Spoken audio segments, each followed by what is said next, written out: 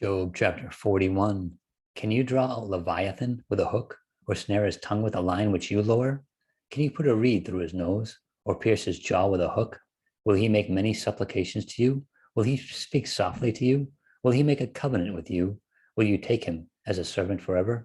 Will you play with him as with a bird, or will you leash him for your maidens?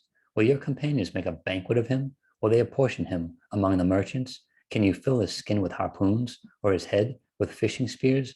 Lay your hand on him. Remember the battle. Never do it again. Indeed, any hope of overcoming him is false. Shall one not be overwhelmed at the sight of him? No one is so fierce that he would dare stir him up. Who then is able to stand against me?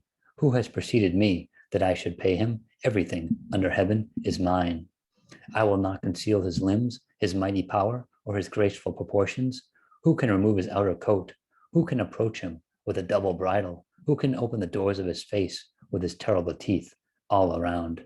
His rows of scales are his pride, shut up tightly as with a seal. One is so near another that no air can come between them. They are joined to one another. They stick together and cannot be parted. His sneezings flash forth light, and his eyes are like the eyelids of the morning. Out of his mouth go burning lights. Sparks of fire shoot out. Smoke goes out of his nostrils, and from a boiling pot and burning rushes. His breath kindles coals, and a flame goes out of his mouth. Strength dwells in his neck, and sorrow dances before him. The folds of his flesh are joined together. They are firm on him and cannot be moved. His heart is as hard as a stone, even as hard as the lower millstone. When he raises himself up, the mighty are afraid. Because of his crashings, they are beside themselves.